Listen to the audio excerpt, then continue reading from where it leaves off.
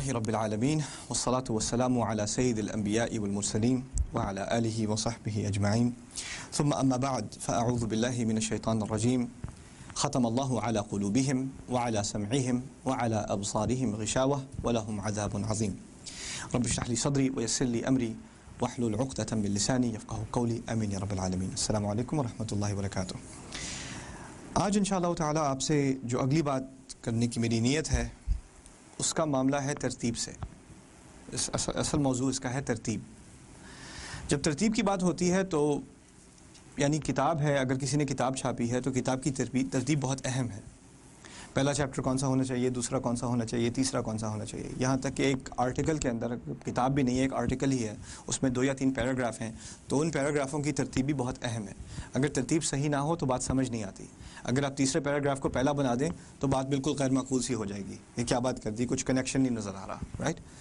تو جب ہم ترتیب کے بارے میں سوچتے ہیں کلام میں، اسپیچ میں جو ہم ترتیب کے بارے میں سوچتے ہیں تو ہم ایک طرح سے ہماری ایک میکرو قسم کی نظر ہے، ایک بڑی باتوں پہ نظر ہے. پہلا پیراگراف، دوسرا پیراگراف، پہلا چیپٹر، دوسرا چیپٹر، پہلا والیوم، دوسرا والیوم.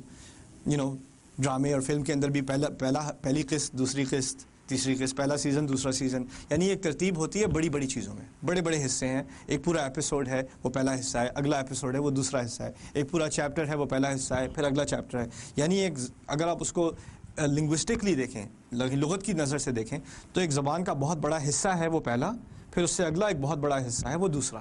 جس طرح پیراگراف بھی ایک چھوٹی سی بات تو نہیں ہے، ایک لفظ تھوڑی ہے، پورے بہت سارے جملے ہیں اکٹھے ہو کے، وہ پہلے آئے پھر اس کے بعد اگلے جملے آئے، رائٹ. لیکن جو آج میں ترتیب کے بارے میں بات کرنا چاہ رہا ہوں اس کا تعلق ہے ایک جملے کے اندر جن الفاظ کی ترتیب آپ نے تقریباً غیر شعوری طور پہ استعمال کی. اب میں آپ سے بات کر رہا ہوں، میں نے تمہارے لیے دن رات صرف کر دیے. کوئی اور کہتا ہے میں نے تمہارے لیے رات دن لگا دیے. کسی نے کہا دن رات، کسی اور نے کہا رات دن. اور کہا بھی تو 2 سال بعد، 3 سال بعد اگر آپ سے کوئی پوچھے کہ کیا کہا تھا انہوں نے، تو کیا یاد رہے گا دن رات کہا تھا یا رات دن کہا تھا؟ نہیں. نہ سننے والے کو یاد، نہ کہنے والے کو یاد. اور یہ 2-3 سال والی بات چھوڑیں، اگر آپ 20 منٹ بعد بھی پوچھ لیں کسی سے کہ آپ نے رات دن کہا تھا یا دن رات کہا تھا، تو آپ کے بس کی بات نہیں یاد رکھنا. یہ انسان میں اتنا پروسیسر تو ہے نہیں. اوورآل کچھ بات یاد رہ جاتی ہے. شاید میں نے کچھ تمہارے لیے جو کچھ کیا اس کے بارے میں کچھ کہا تھا، پتہ نہیں میں نے دن یا رات کا لفظ استعمال کیا کہ نہیں کیا. یہاں تک کہ کیونکہ میں پبلک سپیکنگ بہت کرتا ہوں اور کبھی کبھار اپنی سپیچ کے دوران میں غلط صورت کا حوالہ دے دیتا ہوں، یہ صورت میں آیت ہے. مجھے احساس نہیں ہوتا، میرے دماغ میں ہوتا ہے میں نے بالکل صحیح صورت کوٹ کی ہے. بعد میں کہیں جا کے پتہ چلتا ہے میں نے یہ صورت کہی تھی، یہ میں نے کیسے کہہ دی، میرے دماغ میں تو یہ بات نہیں تھی. یعنی ہمارے دماغ میں اور زبان میں ایک تھوڑا سا گیپ آ جاتا ہے کبھی کبھار. جو ذہن میں بات ہوتی ہے وہ زبان سے نہیں نکلتی، اور نکلتی بھی ہے اگر تو ہمیں احساس نہیں ہوتا کہ ہم نے کچھ کہا ہے. یہ غیر شعوری قسم کی بات ہے. اوورآل جو ہے نا، اگر آپ تمام اپنی باتیں جمع کر کے اس کا خلاصہ نکال لیں تو ذہن وہ یاد رکھ سکتا ہے کہ اس دن جو میں نے تم سے بات کی تھی اس کا تعلق اس چیز سے تھا، اس چیز سے تھا، ٹھیک ہے نا. لیکن ایک لفظ یاد رکھنا وہ ہمارے لیے ممکن نہیں. اتنی بات سمجھ میں آ گئی؟ اچھا، اب قرآن میں دہرائی بہت ہے. قرآن میں ایک بات بار بار دفع کی جاتی ہے، اور اگر ایک ہی بات بار بار دفع کی جائے تو عجیب بات قرآن میں یہ ہے کہ تھوڑے فرق کے ساتھ آتی ہے بات.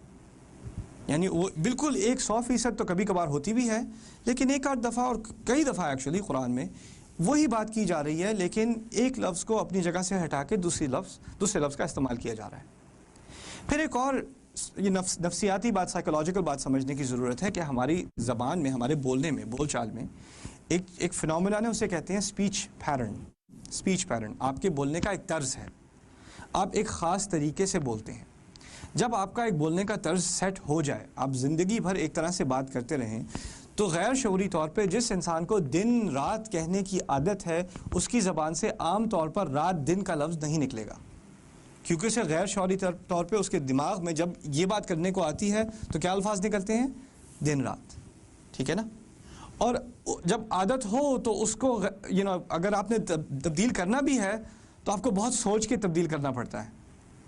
اوکے، اگر کوئی زندگی بھر کہتا رہا ہے boys and girls, boys and girls, boys and girls, تو ایک دن اگر اس کو کہا جائے اور اس کی زبان سے نکلا ہے گرلز اینڈ بوائز، تو اس کا مطلب ہے بہت سوچ کے اس نے یہ بات کی ہے، یعنی اس نے سوچے سمجھے بغیر نہیں کہہ دیا، بہت اس کو سوچ لڑانی پڑی اور سوچنا پڑا کہ میں یہ آج ترتیب بدلوں کہ نہ بدلوں. لیکن اس دقت تک، یعنی یہاں تک سوچنا کہ اس جملے کے اندر کون سے 2 لفظ استعمال کروں اور کس ترتیب میں استعمال کروں، اس تک ہمارا ذہن جاتا بھی ہے نہیں. عام طور پہ جب ہم بولتے ہیں تو ہمارے دماغ میں یہ بات نہیں ہوتی. اچھا، اب قرآن کی طرف آتے ہیں. قرآن میں اللہ تعالیٰ نے پہلی مثال میں آپ کو بتا دوں جس کا میں نے ابھی آیت پڑھی تھی شروع میں. سورہ بقرہ میں آیت ہے کہ اللہ تعالیٰ نے ایک مہر لگا دی لوگوں کے دلوں پر اور ان کے سننے پر.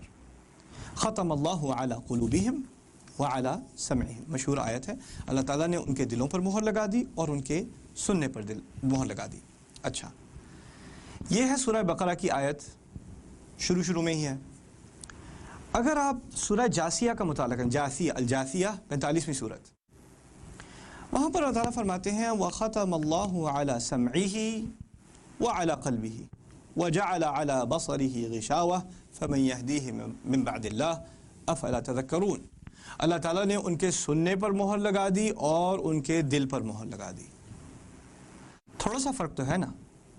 فرق یہ ہے کہ وہاں بقرہ میں اللہ تعالیٰ نے کس چیز پہ مہر پہلے لگائی تھی؟ دل پہ پہلے، سننے پہ بعد میں. سورہ جاسیہ میں بھی مہر لگانے کا ذکر ہے اور دونوں پر مہر لگانے کا ذکر ہے، دونوں کو بند کرنے کا ذکر ہے. جب بند کرنے کا ذکر ہے تو وہاں کس چیز کو پہلے بند کیا گیا ہے؟ سننے کو پہلے، دل کو بعد میں. اب عام لٹریچر میں کسی اور کتاب میں اگر آپ یہ پڑھ رہے ہوں تو آپ کا اس بات کی طرف احساس بھی نہیں ہوگا، آپ کو بالکل سوچنے کا بھی موقع نہیں ملے گا کہ یہ، شاید آپ کو کچھ احساس ہو کہ یہ اس قسم کی کچھ بات پہلے کی جا چکی ہے. لیکن یہاں تک سوچنا کہ یہ اس ترتیب میں یہاں کیوں اور اس ترتیب میں وہاں کیوں، وہاں تک تو دماغ بھی نہیں جاتا. لیکن عجیب بات ہے قرآن کی کہ ہر ترتیب اپنی جگہ مناسب، ہر ترتیب اپنی جگہ مناسب، وہ بھی جملے کے اندر. یہ نہیں کہ پیراگراف کی ترتیب یا چیپٹر کی ترتیب یا خطاب کی ترتیب، جملے میں الفاظ کی ترتیب جہاں تک انسان کا شعور جاتا بھی نہیں، وہاں بھی ترتیب کا لحاظ کیا جا رہا ہے. اب اس کو تھوڑا ایکسپلور کرتے ہیں. اللہ تعالیٰ فرماتے ہیں سورہ بقرہ میں شروع میں الف لام میم، آپ کو پتہ ہی ہے ذالک الکتاب لا ریب فیہ، اس کتاب میں کسی شک کی کوئی بالکل بھی گنجائش نہیں ہے. شک کہاں ہوتا ہے؟ شک کہاں پڑتا ہے؟ دل میں پڑتا ہے. ہدی للمتقین، یہ ہدایت ہے. ہدایت کہاں آتی ہے؟ دل میں آتی ہے، رائٹ. ومن یؤمن باللہ یہدی قلبہ، جسے اللہ پہ ایمان ہو اللہ تعالیٰ اس کے دل کو ہدایت دیتا ہے. ہدایت کا تعلق دل سے ہے. ہدی للمتقین، یہ تقوی والوں کے لیے، متقین کے لیے ہدایت ہے. تقوی کہاں ہوتا ہے؟ دل میں ہوتا ہے. ان ذالک من تقوی القلوب، یہ تقوی دل کے تقووں کے متعلق بات ہے. الذین یؤمنون بالغیب، جن کا غیب پر ایمان ہے. ایمان کہاں ہوتا ہے؟ دل میں ہوتا ہے. اللہ تعالیٰ خود ہی فرماتے ہیں وَزَيَّنَهُ فِي قُلُوبِكُمْ وَلَكِنَّ اللَّهَ حَبَّبَ إِلَيْكُمُ الْإِيمَانَ وَزَيَّنَهُ فِي قُلُوبِكُمْ. اللہ تعالیٰ نے تمہیں ایمان ایک محبوب چیز بنا دی، ایک محبت کرنے والی چیز بنا دی اور اسے تمہارے دلوں میں خوبصورت کر دیا. ایمان کو، وہ بھی دل سے تعلق ہے. الذین یؤمنون بالغیب. پھر آگے تھوڑا اور آگے جا کے جو بات ہوتی ہے وہ کفار کے بارے میں ہوتی ہے. ان الذین کفروا سواء علیہم اانذرتہم ام لم تنذرہم لا یؤمنون. جو کافر ہے اس کا کفر ہے، اللہ تعالیٰ سے انکار ہے، وہ انکار کہاں ہے؟ وہ بھی دل میں ہے. اچھا، اس کے بعد جو آگے بھی بات آ رہی ہے وہ منافقون کے بارے میں آ رہی ہے. اور منافق کا جو مرض ہے، جو روگ ہے، اس کو وہ کہاں ہے؟ فی قلوبہم مرض. تو ان تمام آیات کو اگر آپ پڑھیں تو ایک بات جو کامن ہے ان تمام آیات میں کہ سارا مسئلہ کس کا ہے؟ دل کا مسئلہ ہے. تو جب مہر لگائی گئی ہے، کہاں سزا دی گئی ہے؟ ختم اللہ علی قلوبہم وعلی سمعہم وعلی ابصارہم غشاوہ.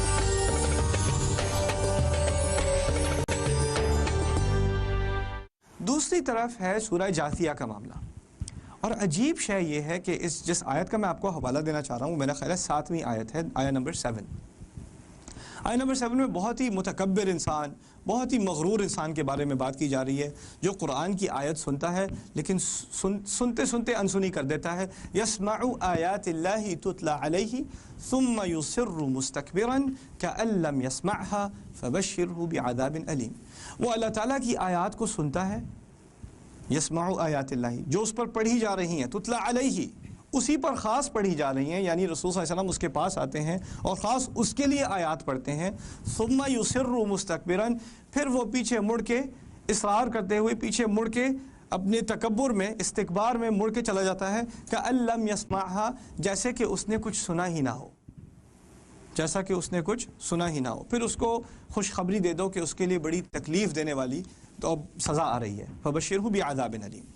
اچھا اس میں جو جرم کا ذکر ہے وہ کون سا جرم ہے؟ سنتا نہیں.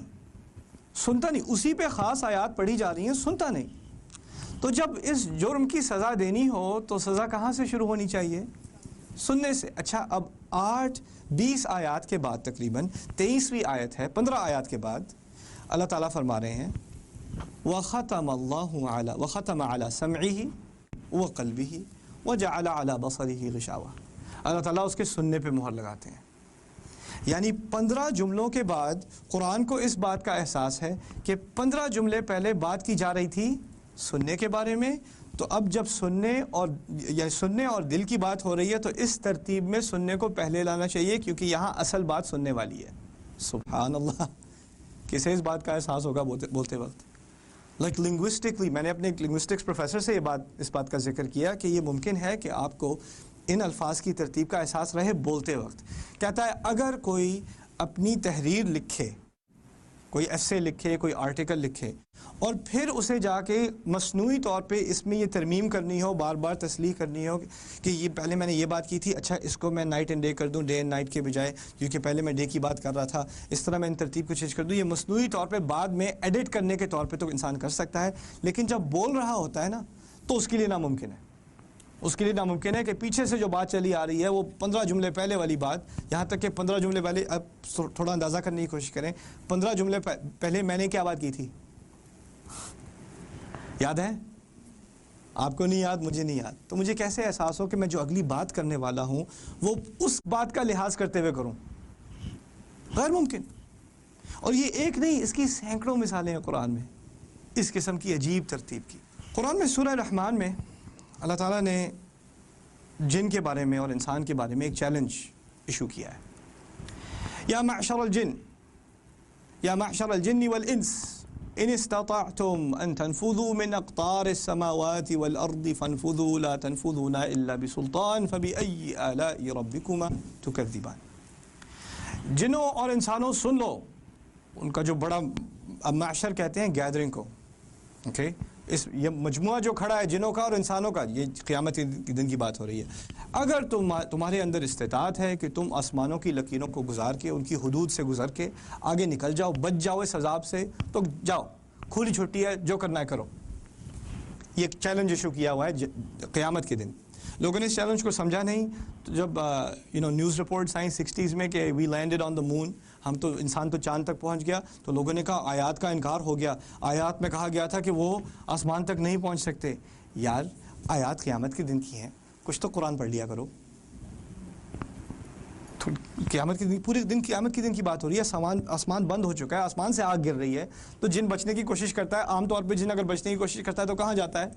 آسمان میں جاتا ہے. اب آسمان بند ہے, یعنی فائرنگ آسمان سے ہو رہی ہے, تو وہاں کہاں جائے گا؟ فائرنگ کی طرف جائے گا, فائرنگ سے بچ کے جائے گا. تو اب بچنا ہے تو بچو, اوپنلی کہہ دیا, چیلنج کر دیا, اب بچنا ہے تو بچو, نکلو. لا تنفذون الا بسلطان, میری اجازت کے بغیر, اتھارٹی کے بغیر کوئی نہیں نکل رہا.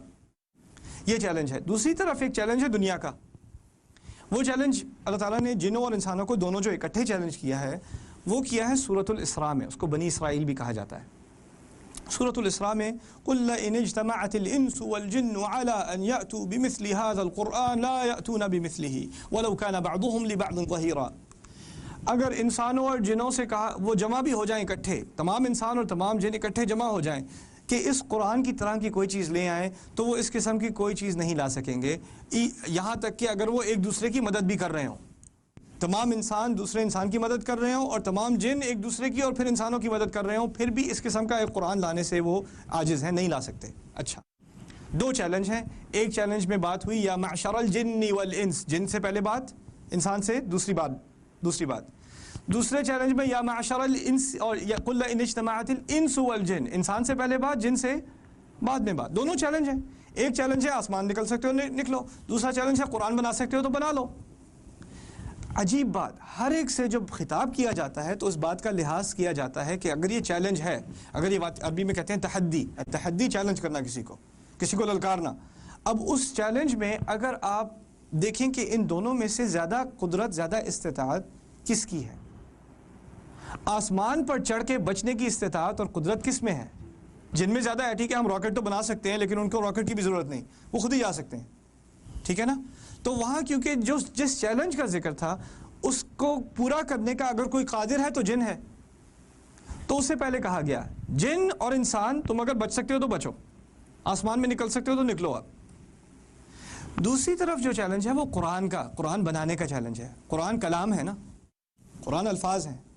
کون سی مخلوق ہے جسے اللہ تعالیٰ نے بیان یعنی صاف زبان سکھائی ہے؟ انسان. علمہ البیان, اللہ تعالیٰ کا خود ذکر ہے سورہ رحمان میں, اسی صورت میں ذکر ہے کہ اللہ تعالیٰ نے انسان کو بیان سکھایا. بیان کہتے ہیں کھل کر بات کرنا, وضاحت کرنا, صحیح الفاظ استعمال کرنا, کتاب لکھنا, شعر لکھنا, سائنس پر لکھنا, تالیف کرنا, لائبریریاں بھر دینا. یہ تمام زبان انسانی کی زبان کی پیداوار ہے نا. جو کچھ ٹیکنالوجی ہم آج دیکھ رہے ہیں دنیا میں, اگر زبان نہ ہوتی تو یہ کچھ نہ ہوتا. کیونکہ زبان نہ ہوتی تو کوئی ریکارڈ نہ کرتا, کوئی لیبارٹری میں اپنی ڈیٹا ریکارڈ نہ کرتا, کوئی پی ایچ ڈی تھیسس نہ لکھتا, کوئی ریسرچ نہ کرتا. یہ سب زبان ہی کے تحفے ہیں جو ہمارے ارد گرد ہیں. زبان نہ ہو تو یہ کچھ نہ ہو. تو جب قرآن زبان ہے اور اللہ تعالیٰ نے تمہیں بھی زبان دی ہے, اور تمہیں تو بلکہ کسی اور مخلوق سے زیادہ زبان دی ہے, تمہیں تو بیان سکھایا ہے. بیان تو جن کو بھی نہیں سکھایا. تو اگر قرآن کی طرح کی کوئی چیز لانے کا چیلنج ہے تو کسے دیا جائے گا؟ پہلے انسان کو دیا جائے گا. قُلْ لَئِنِ اجْتَمَعَتِ الْإِنسُ وَالْجِنُّ عَلَىٰ أَنْ يَأْتُوا بِمِثْلِ هَٰذَا الْقُرْآنِ. تو ہر ترتیب میں ایک خاص حکمت, ہر ترتیب اپنی جگہ مناسب, جہاں وہ فٹ آتی ہے وہاں پر.